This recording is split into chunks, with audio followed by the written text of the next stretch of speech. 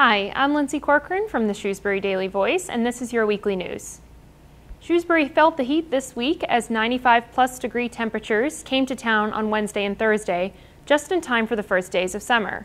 The high temperatures promoted the opening of a cooling center at the senior center both days, and Selco to ask residents to help beat the peak by minimizing electricity usage. According to Shrewsbury weather specialist Jim Arnold, temperatures are expected to cool for the weekend. Read his full forecast at the Shrewsbury Daily Voice. Shrewsbury's First Congregational Church is hoping the community will help to save the steeple of its historic church located on the town common. The congregation has been working hard to save the historic Shrewsbury landmark, but it needs help, Save Our Steeple co-chairman Paul Dobner said. The 100-year-old steeple had sagging and rotting beams dislodged from their moorings, broken railings and ornamentation, and water-damaged decking. The church began fundraising the nearly $200,000 needed to fix the steeple. It hopes to begin work this fall or next spring. The Save Our Steeple Fund has raised $93,000 thanks to donations from the congregation, including $35,000 from a private donor. The church also received a Gifford Family Trust grant worth $15,000, putting the total amount at about $108,000. For more information on how to donate, visit the Shrewsbury Daily Voice. As the fight to keep the Glavine Center in Shrewsbury open continues, local officials are hoping for the best but planning for the worst. The Irving A. Glavine Regional Center is one of a handful of residential centers for people with disabilities that the Department of Developmental Services announced in December 2008 would close by 2013. State Rep. Matt Beaton said there has been a number of efforts on Beacon Hill to try and save the facility, including annual closure studies that have been delaying the program. He said he and State Senator Michael Moore have continued those efforts this year. He said short of changing the governor's mind, he believes the closure to be inevitable.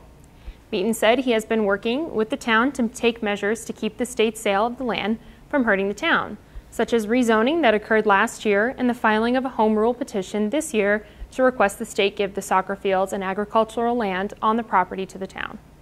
Read more on the Glavine Center at the Shrewsbury Daily Voice. Shrewsbury Public Library's third annual Summer Reading Carnival once again encouraged the roughly 1,300 residents who attended on Wednesday to read this summer. Library Director Ellen Dolan said the library seeks to remind kids to read during the summer with the fun-filled carnival. She said the carnival is becoming quite the tradition in town and said the turnout again was high. This year, the library had even more sponsors for the event as well, including the Shrewsbury Health and Racquet Club, Shrewsbury Electric and Cable Operations, Papagino's, and the Friends of the Shrewsbury Public Library. See more pictures from the event at the Shrewsbury Daily Voice. Shrewsbury will start more than $1.5 million in roadway improvements over the summer. Highway Superintendent John Knipe noted that all of the improvements are done with state money and none from the town. He said he works to stretch those dollars every year. The town tries to repave at least 10 miles of roadway each year, but increased that to nearly 15 miles this year, with more than $900,000 in Chapter 90 money last year and a backlog of funds, according to Knipe. For more details on the roads set to be paved, visit the Shrewsbury Daily Voice. 8 Shrewsbury students received new bicycles Wednesday as part of a $1.3 million physical education grant awarded to the district this year.